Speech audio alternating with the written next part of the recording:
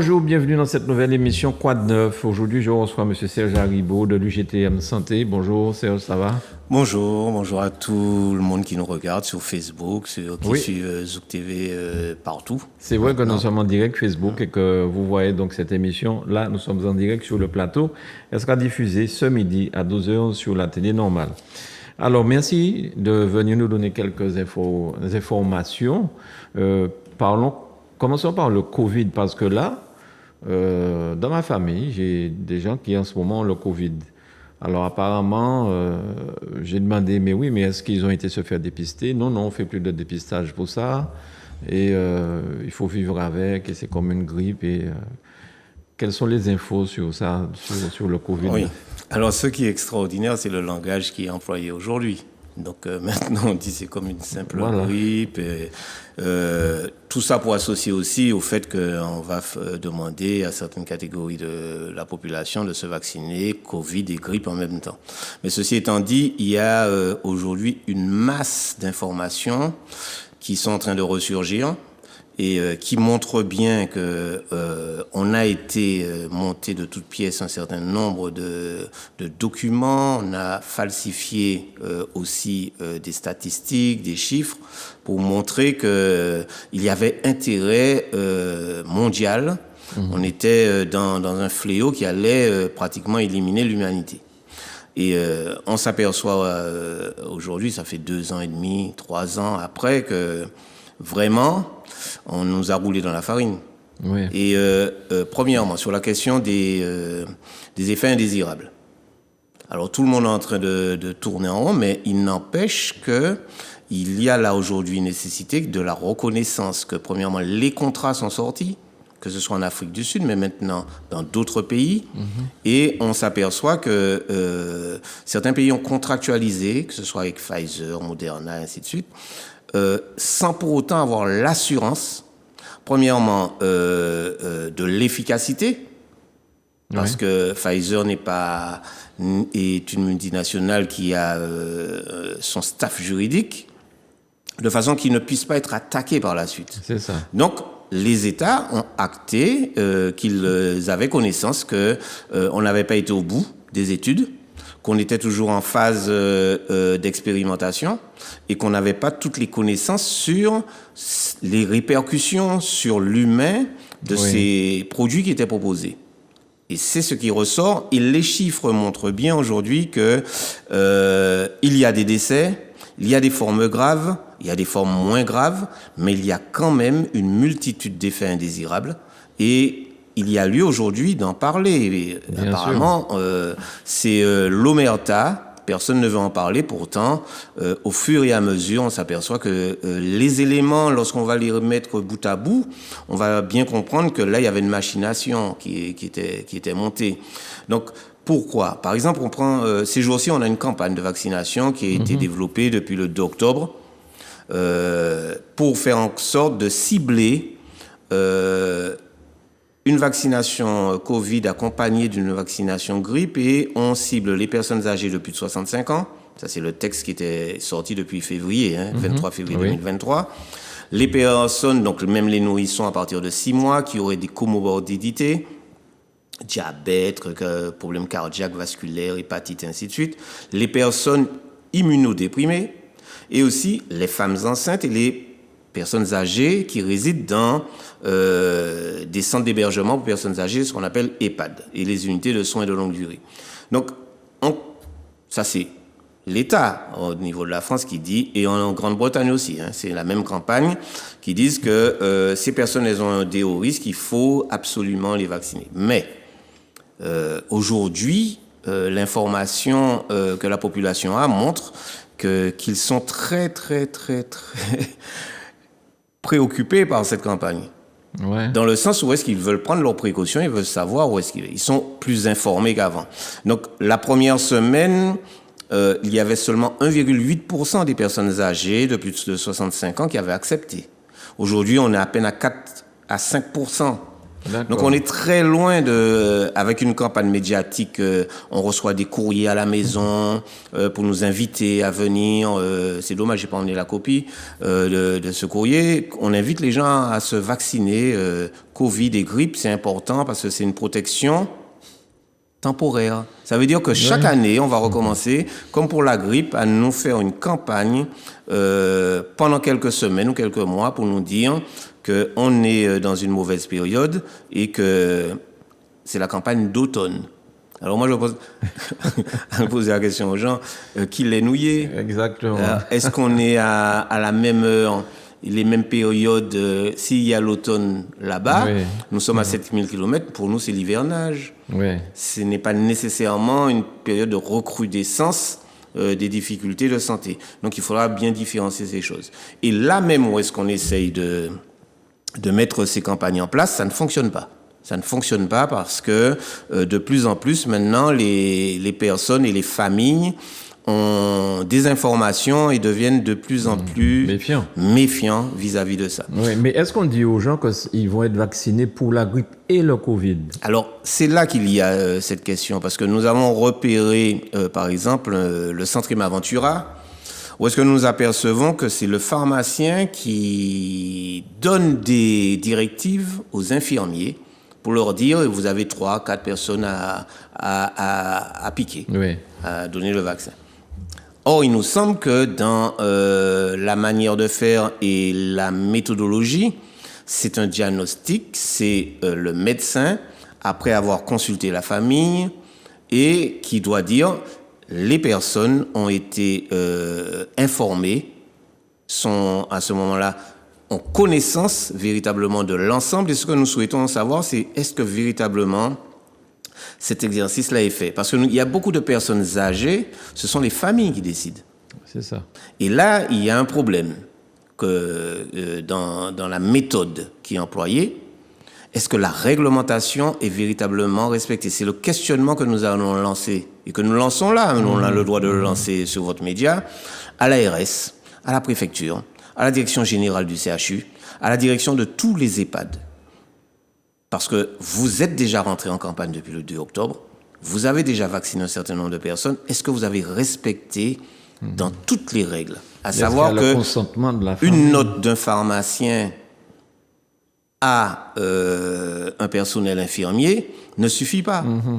Il faut que le personnel infirmier soit certain qu'il y a là un acte médical qui est conforté par un médecin et qui va donner une prescription. C'est ça. Et ça, les personnels nous ont alertés sur ça. Ce n'est pas aux pharmaciens de nous donner une prescription. Nous demandons les produits aux pharmaciens. Mais le pharmacien n'a pas de prescription à nous donner. C'est pas un donneur d'ordre au niveau des infirmiers. Donc là, cette question-là est posée. Qu'est-ce qui est fait là en ce moment? Est-ce qu'il n'y a pas une volonté de faire du chiffre encore, au lieu de protéger véritablement ces populations? Donc, nous alertons aussi les familles, faites attention, il y a des règles déontologiques qui doivent être respectées, il y a les codes de fonctionnement de chaque profession et qui doivent être respectés. Et ce qui est important aussi, c'est que les familles soient vigilantes vis-à-vis de toutes ces prescriptions qui sont faites. Et quelquefois, est-ce que vous avez véritablement eu toutes les informations des produits qu'on va injecter? Parce qu'on nous dit que c'est un nouveau vaccin. Hein? Donc, c'est pas le même que l'année dernière. Oui. Donc, faites très attention. Nouveau vaccin, ça veut pas dire exactement les mêmes compositions. Donc, voilà un peu ce que nous avons à dire sur ça. Nous sommes dans une période où est-ce que la précaution vaut mieux que l'action. Donc, on prend son temps et on analyse les choses pour pouvoir agir correctement. Alors, le Conseil d'État, semble-t-il, a rejeté certaines dispositions prévues par le gouvernement et par M. Macron et Olivier Véran. Oui, alors, il faut bien comprendre. Là, c'est une information qui vient de tomber le 13 novembre, donc c'était lundi. Le Conseil d'État a pris une décision importante sur la question de la gestion des fichiers Covid. C'est l'association bonsens.org et 2 membres de leur bureau qui ont porté devant le Conseil d'État cette demande. Pourquoi? Parce que le 25 décembre 2020, il y a un décret qui est apparu concernant et qui a créé le système d'information vaccin Covid. et qui centralise toutes les informations sur la vaccination, sur tout le monde. Et tout ça, ça s'est passé après les interventions de M. Macron à la télé. Le 12 juillet 2021, il annonce l'extension du pass sanitaire à des actes de la vie quotidienne et l'obligation vaccinale des soignants. Et au lendemain de cette intervention, il y a le décret du 13 juillet 2021 qui est sorti. Et ce décret, il est attaqué par cette association parce qu'il introduit un certain nombre d'éléments. Alors, par exemple, le stockage de la date de l'infection dans le fichier vaccin Covid. Le Conseil d'État a ordonné de supprimer cette information du fichier. Pourquoi? Parce que à ce moment-là, on peut vous dire oui, vous avez été infecté, il faut aller vous vacciner. Puisqu'on nous dit c'est tous les 6 mois qu'il faudrait revenir. Ça, oui. Le Conseil d'État aussi a retenu l'argumentation de l'association concernant le fait que les médecins traitants pouvaient demander la liste de leurs patients non vaccinés contre la Covid-19. C'était dans le texte. Alors qu'ils n'ont pas, lorsqu'ils n'ont pas le dossier médical partagé qu'on a introduit dans le système de fonctionnement médical. Donc, il limite avec effet rétroactif, donc on revient en arrière, le Conseil d'État dit avec effet rétroactif, la possibilité pour ces médecins traitants de demander la liste. C'est pas normal parce que ça veut dire Bien quoi? sûr. C'est pas de la clientèle à qui on fait de la publicité, venez, j'ai une réduction, c'est la période des soldes. Donc là, ça c'est une question importante. Et avec effet rétroactif aussi, le Conseil d'État limite l'accès des médecins conseils à la liste des non-vaccinés pour les patients suivis pour maladies chroniques. Le médecin conseil de la sécurité sociale pouvait aller farfouiller dans la liste des non-vaccinés parce que vous avez des maladies chroniques et ainsi de suite.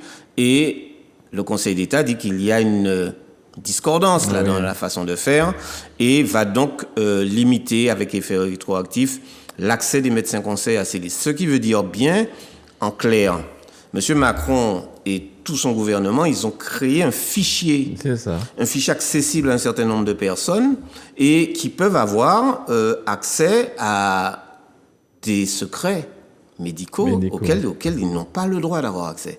Et ce qu'on a toujours cessé de répéter depuis le début, il faut respecter le secret médical. Et cette histoire de créer des fichiers, de créer des contraintes, parce que lorsqu'on lit ça de façon objective à la question du pass sanitaire, c'était bien pour savoir est-ce que vous avez un pass sanitaire, mais est-ce que vous avez été vraiment vacciné? Donc il y a un contrôle de la société.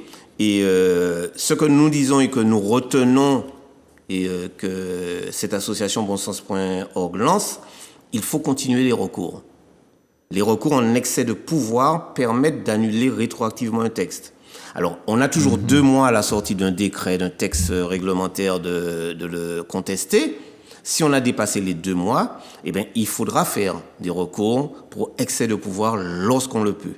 Et ça, je crois que c'est important parce que ça nous permet de limiter les effets, en tout cas de mettre un regard nouveau.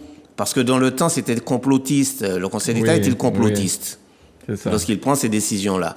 Il l'était peut-être à certains moments, mais ce que nous disons, ce qu'on appelait complotistes n'étaient pas les vrais complotistes. Oui, parce que ce système-là, même si on a fini avec le Covid, ça permettait toujours aux médecins conseils de faire du flicage. Il faut le dire clairement. C'est du flicage et de savoir si vous êtes... Depuis quand vous avez eu la première fois, vous avez été touché par le Covid, qu'est-ce que vous avez fait, est-ce que vous étiez vacciné ou pas, vous êtes à risque, pourquoi vous ne l'avez pas fait, de quel droit? C'est ça.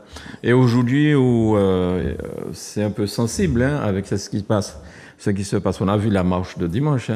Tout à fait. Ça rappelle de mauvais souvenirs pour certains. Il ne faudrait pas qu'on se retrouve dans une période de Vichy encore avec du flicage, des choses comme ça, de la dénonciation. Tout à fait. Parce qu'à un moment donné, il va même sembler entendre qu'il faudra dénoncer. J'ai pu comprendre ça à un moment qu'il fallait que la population dénonce des gens.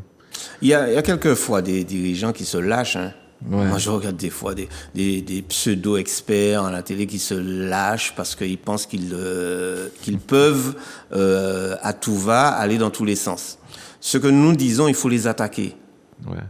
Il faut le voir. Par exemple, on a vu dimanche à Sainte-Anne, il y a un gendarme qui a lancé que c'est grâce à eux qu'on a la CAF et qu'on a ici le RSA. Il faut attaquer à tout va pour permettre de revenir à ce que l'humanité prenne place à la place des discriminations. Et régulièrement, nous avons la possibilité. Alors, je vais en reparler. Les organisations syndicales en Martinique et en Guadeloupe ont déposé plainte sur la prise en charge durant la période Covid de la population martiniquaise et de la population en Guadeloupe. La réponse de la justice et de l'État, c'est de dire on dépayse. Dépayser, c'est renvoyer ce dossier à la cour à Paris. C'est ça. C'est-à-dire que ça nous met plus de complications, ça ralentit le système juridique, ça empêche que les enquêtes soient faites, que le juge d'instruction enquête sur place, puisse avoir les capacités, soi-disant qu'ils n'ont pas les moyens. Mais on a trouvé en Martinique le moyen de nous mettre des millions d'euros là sur la table pour pouvoir mettre des caméras dans toutes les communes.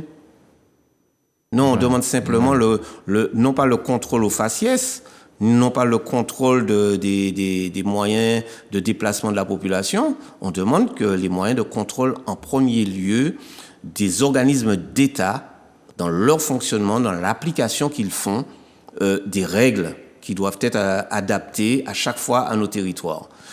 Donc, voilà, c'est ces questions-là qui sont posées aujourd'hui et qui devraient permettre à tout un chacun, quelle que soit la région du monde où est-ce qu'on habite, de bien comprendre que ces situations ne doivent pas être analysées en termes microscopiques parce que ce sont des petites îles. Oui. C'est la même chose qui se produit partout.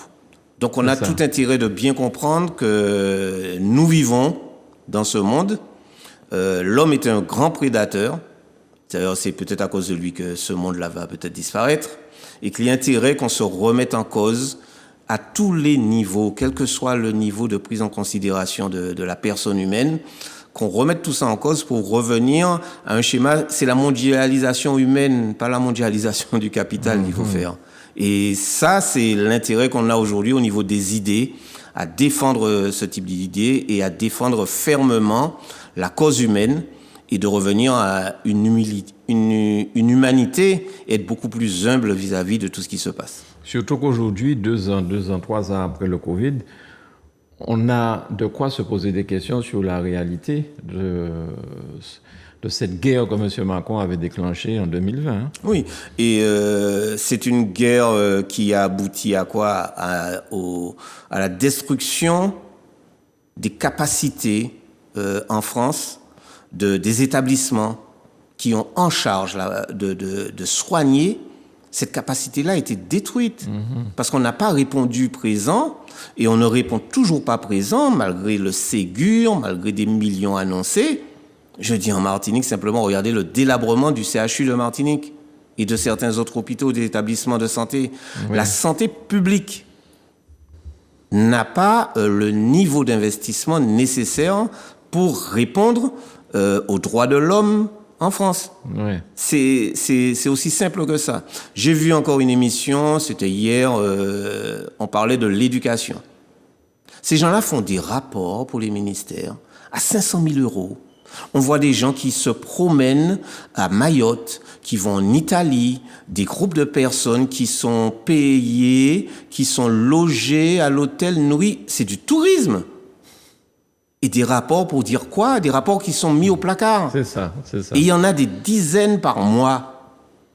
Donc cet argent-là devrait être redistribué pour l'éducation, pour les personnels, avoir des personnels qualifiés dans l'éducation, avoir les possibilités de pouvoir encadrer les jeunes, mais aussi dans la santé. C'est les pouvoirs régaliens de l'État, ces dépenses qui sont faites au détriment du service public sont inadmissibles.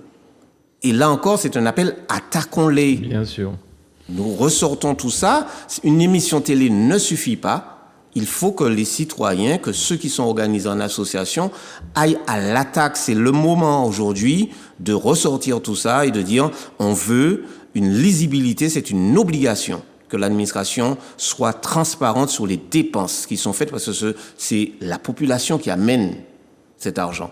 À travers tout ce qui est ponctionné, TVA, impôts, tout ce qui est ponctionné sur la population est utilisé et mal utilisé. Quand je vois le nombre de millions qu'on donne à l'Ukraine pour la guerre, là, ce matin, aux nouvelles, je vois que 500 millions ont été débloqués par le président pour les catastrophes naturelles d'il y a 2 semaines en France. Je me demande pourquoi, dans certains cas, on n'arrive pas à débloquer un petit peu plus d'argent pour la santé à la Martinique, en Guadeloupe et en Guyane. Est-ce que nous sommes vraiment des Français à part entièrement, quoi? Oui, mais on a le très bon ministre, hein. On a le ministre soi-disant des Outre-mer et des départements et des territoires d'Outre-mer, tout ce que vous voulez. Ce qui est important, c'est qu'il nous vient, il nous donne des leçons, il nous dit il faut faire bouillir l'eau. Non, on n'est plus en 1848, hein, on sait très bien les méthodes d'hygiène qui a lieu.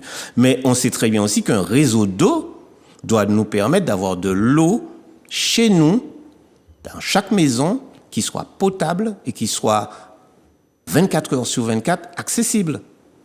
L'ONU a attaqué et a fait des rapports. Et est en train encore de faire des rapports pour dire à l'État français que dans ces territoires, que ce soit la Martinique, la Guadeloupe, Mayotte et ainsi de suite, la question de l'eau contaminée au chlordécone, l'eau qui ne circule pas correctement dans les réseaux, complètement abîmée en Guadeloupe, ou alors le manque d'eau totale qu'il y a dans certains territoires, qu'on est obligé d'amener des bouteilles d'eau en plastique, nous disons que, là encore une fois, il y a des angles d'attaque qui sont opérationnels. Oui. Et qu'il faut vraiment avoir ces informations, aller sur le site de l'ONU, vous verrez que la France a été véritablement attaquée sur ces sujets-là et que les représentants étaient en train de bafouiller à l'ONU. Donc sur ces questions-là, non, il n'y a pas suffisamment. Lorsqu'on apprend aussi que, oui, on a donné, il me semble que c'était 200 millions d'euros pour le réseau d'eau à Gaza, c'est pas ce qui a été donné en Guadeloupe, hein. Et depuis le temps qu'on en parle, ces réseaux-là auraient dû déjà être rénovés, refaits complètement.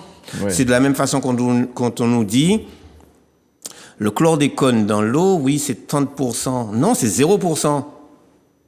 Donc, les filtres qui sont installés actuellement là, dans la centrale du Lorrain sont insuffisants. Il faut éliminer complètement de l'eau le chlordécone. Il n'y a pas de pourcentage minimal, acceptable. Ce sont des produits nocifs. Et si aujourd'hui, en 2023, on n'a pas encore les notions, les données scientifiques pour savoir dans le temps ce 0,02% là que vous pensez qui est acceptable, peut-être que dans 10 ans, on nous dira voilà les résultats, c'est pas acceptable. Donc, il faut vraiment que l'on s'attelle à avoir des dépenses opérationnelles pour le bien-être de la population.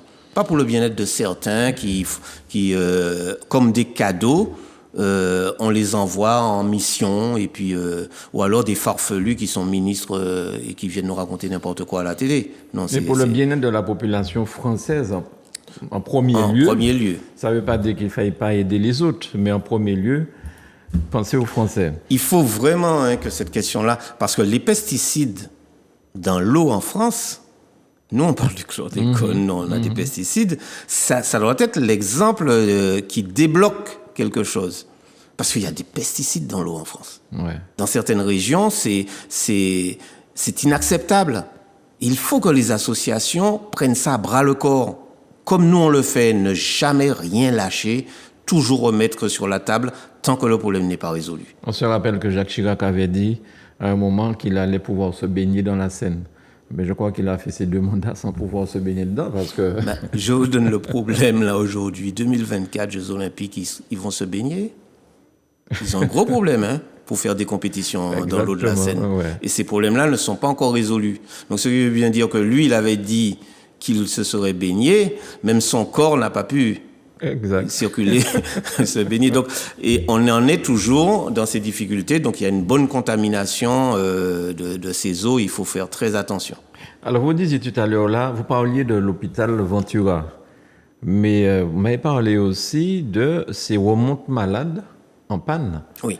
Alors, là, un remonte malade, c'est quoi exactement? Alors, c'est pas quelqu'un qui est un debout monte dans un ascenseur. malade. Non, c'est un ascenseur qui est conçu pour pouvoir recevoir un brancard, un lit avec un patient dessus. Donc il est suffisamment large, des gens couchés, qu'il n'y ait pas de contraintes comme un petit ascenseur. C'est ça. Ils sont réservés pour cet exercice-là. Alors, sur 4, il y en a 2 qui ne mangent pas. Voilà. Au centre Emma Ventura qui reçoit des personnes âgées, ça fait des années, il y en a 2, puisque pendant la période Covid, on l'a montré en image, il y a 2 montes malades sur 4 qui sont fonctionnels. Donc ça veut dire qu'on a réduit de 50% les capacités. Ça veut dire quoi? Ça veut dire que les circuits dans l'hôpital, pour ceux qui ne connaissent pas, il y a ce qu'on appelle les circuits propres, les circuits sales, il y a de l'hygiène à réserver dans ces moyens de transport. Alors, on ne peut pas mélanger. À un moment donné, on fait monter tout ce qui est linge propre, on fait descendre le linge sale, on fait les déchets ménagers redescendre. Non. Il y a des circuits à préserver, ou alors il y a de l'hygiène à mettre en place, c'est-à-dire le nettoyage, l'hygiénisation de ces appareils entre chaque période d'utilisation. C'est ça. Et on ne peut pas faire un malade rentrer après avoir fait du linge sale circuler, ou alors des produits qui sont sales circuler dans ces montes malades. Alors il y a une maladie qu'on attrape quand on va à l'hôpital. La maladie nosocomiale. Voilà, nosocomiale. Et ça, c'est un facteur de maladie nosocomiale. Donc nous n'avons cessé de le répéter. Mais ce n'est pas seulement Emma Ventura. Au centre hospitalier universitaire de Martinique, vous avez Pierre Zodda Kitman. On a une ribambelle de montes malades qui sont en panne, qui génèrent des difficultés importantes parce que le brancardage, la circulation des patients, c'est permettre à ces patients d'avoir des diagnostics, de les sortir de leur lit dans un service d'hospitalisation, les emmener en imagerie, les emmener en consultation spécialisée, faire en sorte qu'ils puissent avoir un suivi correct. Et ça, c'est un frein à la qualité de prise en charge. Les attentes des brancardiers devant les montes malades lorsqu'ils sont en panne et qu'il faut prendre peut-être un ascenseur à la place quand vous avez quelqu'un qui est sur un fauteuil roulant. À ce moment-là, vous dites, bon, je vais prendre l'ascenseur alors que c'est pas là parce que le public prend l'ascenseur aussi. Bien sûr. Donc, ce sont des circuits qui sont complètement désorganisés sans compter le passage dans les couloirs. Pour ceux qui connaissent la Martinique, qui connaissent le centre hospitalier, c'est un peu comme les routes, il y a des trous qui ne sont pas rebouchés. Et quand le patient qui a eu une jambe cassée, on doit l'emmener en imagerie, il passe dans ces trous-là, ça fait mal. Hein. Bien sûr. Il sort d'une intervention chirurgicale, ça fait mal. Donc là, il y a cette question-là. Il y a la question de l'imagerie, du nombre de manipulateurs électro-radio qui sont en place, mais aussi des médecins. Et là, nous nous attaquons à un problème crucial. Pourquoi les médecins ne font pas suffisamment dans leur créneau horaire d'intervention, d'imagerie? Pourquoi ils refusent d'en faire plus qu'ils ne pourraient? Du moins, ils font moins ce qu'ils ne pourraient. Oui, c'est ça. Oui. Et ça, on a des différences. Quand c'est le secteur privé, vous arrivez dans une période de présence d'un médecin à avoir 17 IRM. Et puis, quand c'est dans le public, c'est 3, 4, 5. Pour le même temps d'horaire. Le même temps d'horaire. Donc là, nous avons posé au niveau de la direction ce problème-là. Et surtout que cette imagerie, l'IRM, c'est quelque chose qui est difficile. C'est difficile d'avoir un rendez-vous. Alors, justement, c'est difficile d'avoir un rendez-vous et ça devient encore plus difficile quand le médecin ne fait pas le nombre qu'il faut. Ouais. Ça veut dire que les gens sont en attente, on ne les prend pas en charge et on est obligé, alors la direction nous proposait de rajouter le samedi et le dimanche des consultations d'IRM. On a dit non, vous allez commencer à faire les médecins travailler correctement, à faire le nombre qu'il faut, et on verra ce qu'il manque pour permettre d'avoir des rendez-vous plus rapprochés. Et on a des différences entre la prise en charge dans certains centres, comme le centre hospitalier de Trinité, et la Ménard. Il y a un problème. Parce que, in fine, dans tout ça, c'est le public, c'est le patient, c'est le malade qui paye les pots cassés. Dans ce retard-là, c'est toujours ça. ce qui est important, il est inadmissible que le malade paie les pots cassés. Nous sommes dans un service public à la disposition de la population. Et non pas la population qui est à la disposition de l'hôpital. Et je crois qu'il faut remettre encore, c'est de l'humanité des choses qui est la remise en cause. Si l'établissement fonctionne, c'est parce qu'il y a des patients. Si le personnel est payé, c'est parce que les patients cotisent à la sécurité sociale, qu'ils ont des mutuelles, que l'hôpital reçoit de la sécurité sociale. C'est pas le directeur qui a un chéquier.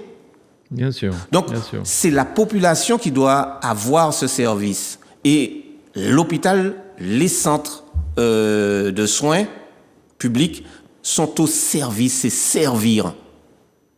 Et non pas se servir de ça pour faire les potentats ou quoi que ce soit. Être humble vis-à-vis et respectueux vis-à-vis du patient. Tout patient doit être respecté, puisqu'on dit pas de regard sur la situation sociale, politique, économique, religieuse du patient. C'est son problème de santé, il rentre un jour et il doit ressortir en meilleur état de santé. Donc on doit tout faire pour ça. Donc s'il y a des diagnostics à accélérer, s'il y a du temps à passer, s'il y a du personnel à rajouter, il faut le faire. Oui, parce que tout le monde ne peut pas prendre l'avion, surtout vu le prix des billets d'avion en ce moment, pour aller se faire soigner en France. Non. Parce que les gens doivent être soignés au pays avec... Voilà. La proximité de l'accès des soins a été une orientation mise en place, mais qui n'est pas respectée. On n'a pas à prendre l'avion pour des pathologies qu'on peut soigner sur place. Ça met quoi? Ça met une différence entre les patients. L'égalité et l'équité n'est plus respectée à ce moment-là. Et ça, il faut bien le comprendre. Alors, on va essayer de faire vite, Manuela. Oui. Le délabrement donc, des différents services. Vous avez parlé aussi de la morgue. Oui. Alors, c'est un scandale qu'on va essayer de résoudre aujourd'hui avec la direction, puisqu'on a une rencontre de négociation. Véhicules de transport complètement délabrés. L'état de la morgue, ou est-ce que le nombre de casiers est insuffisant, ou est-ce que des casiers sont réquisitionnés par l'État pour y mettre des corps, mais les corps restent là, 1 mois, 2 mois, 3 mois, 4 mois, 5 mois, 6 mois. On a trouvé, le jour du contrôle, 2 corps dans une salle non réfrigérée, parce qu'il n'y avait pas de place. Le corps doit être respecté autant que la personne vivante. Mmh. Et en Martinique, on est obligé de dénoncer ça parce que on vient de passer la Toussaint et tout le monde sait très bien l'importance qu'il y a dans notre culture vis-à-vis du corps qui doit être récupéré, qui doit être considéré jusqu'à ce qu'il soit inhumé. Mmh. Donc ça, c'est important. Or, il y a ce délabrement et ce manquement important au niveau du CHU. Et nous souhaitons que ça soit remédié très rapidement, de façon à ce qu'il y ait, premièrement, en termes de personnel, l'effectif qu'il faut, en termes de moyens matériels, le nombre de casiers qu'il faut, que l'État prenne ses responsabilités et que libère les casiers pour que les corps ne soient pas là en attente, en décomposition dans une salle, alors qu'ils devraient être dans un casier réfrigéré, et puis qu'il y ait des véhicules de transport qui soient en bon état, entretenus, avec leur contrôle technique comme il se doit et avec toutes les capacités de ce véhicule et toutes les spécificités. Donc ça, c'est important pour nous de le signifier. Il y a la morgue, mais il y a bien d'autres services tels que les brancardiers qui rouspètent sur le manque de matériel. On a aussi les transporteurs qui transportent les produits, la bile, les produits sanguins pour les analyses, qui on s'est aperçu, les véhicules, il n'y avait pas de contrôle technique. Il y avait des difficultés d'entretien, de maintenance, de remplacement, des problèmes d'obligations réglementaires qui n'étaient pas dans le fonctionnement de ces véhicules. Et nous croyons que là encore, le service public doit être exemplaire. Bien sûr. Voilà. Ben Serge, merci beaucoup pour toutes ces informations. Comme à l'accoutumée, on apprend beaucoup de choses, mais surtout ça nous permet d'être un petit peu plus vigilants et plus véatifs. Alors, on n'a pas le temps de parler de la Palestine et ça fera l'effet. De toute façon, c'est quelque chose qui est en cours, on continuera ça. Okay. On n'a pas parlé non plus du Nord avec l'hôpital de Trinité. Mais bon, ça a déjà fait parler avec la pédiatrie, mais c'est pas que la pédiatrie, c'est tous les services qui devaient être rénovés, qui ne sont pas encore rénovés, qu'on n'est pas à l'heure. Très bien. À l'heure des rendez-vous. Merci beaucoup, Serge. Merci, Manuela, pour la réalisation. Merci à vous chez vous pour avoir suivi cette émission que vous avez vue en direct sur Facebook et dans la journée sur les réseaux de Zouk TV. Merci.